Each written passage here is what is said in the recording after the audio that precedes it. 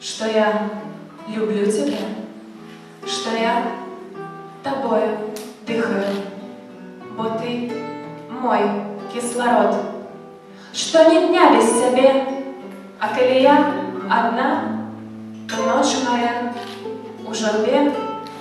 Ну колки проходить, я мимо буду равнодушно мовчать, коли побач сябры, коли в очи чужие глядять.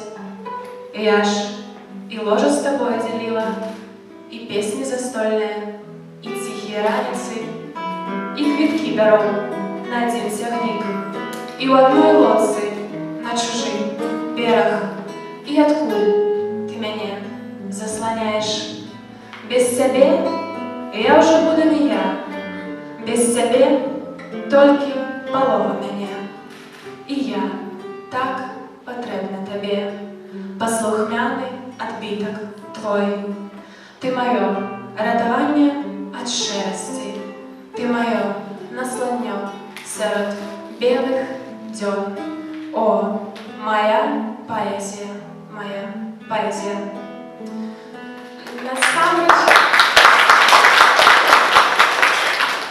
Насамрэч гэты верш быў пра паэзію, але я ўпэўнена, што большасць з вас падумалі, што я пра каханне.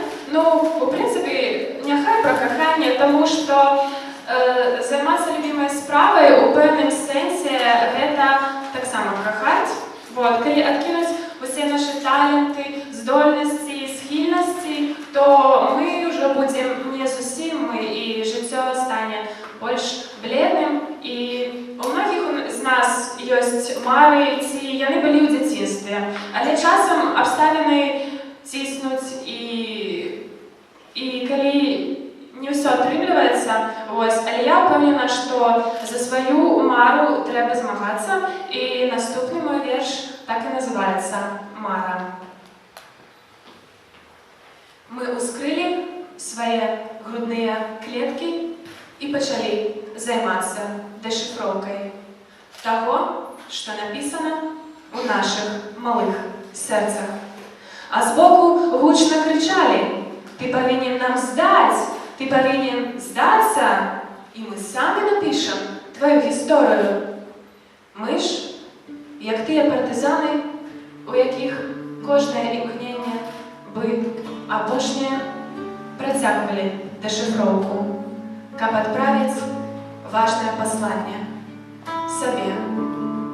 А сэрца адгукалася паслухмяна і шчыра. Проста шэрствасць не яго натура, проста яму так патрэбны былі гэтыя слёзы, слёзы, расплаўленыя малітвы, і забітая, даўно пахаваная мара уваскрэсла ў рыданнях, што вырваліся з грудзей. Пачала дыхаць у нясмелай надзеі. Мара зноў стала жывая.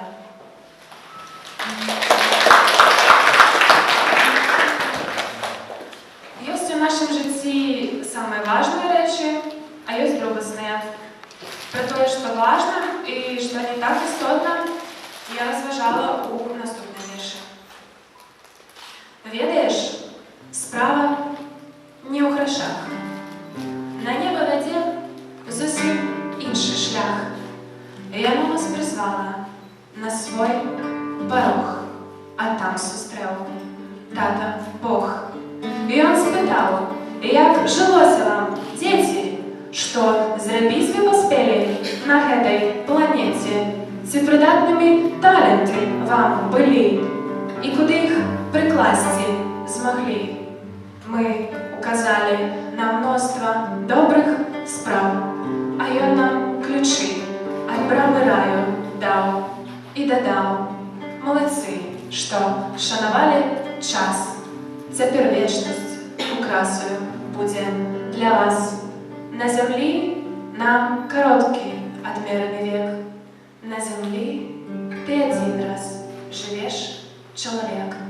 Толькі сэрцам знойдзеш правільны шлях, але справа, ведаеш, не ў грашах».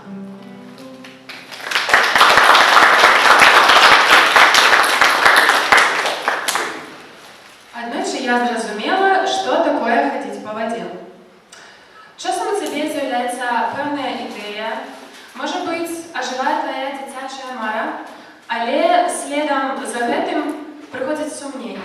І ты пачынаеш думаць, а навошта я гэта буду рабіць, а можа не атрымаецца, а каму яно патрэбна. Таму хадзіць па вадзе – гэта проста пераадолець уласныя сумненні. І наступны верш так і называецца «Хадзіць па вадзе».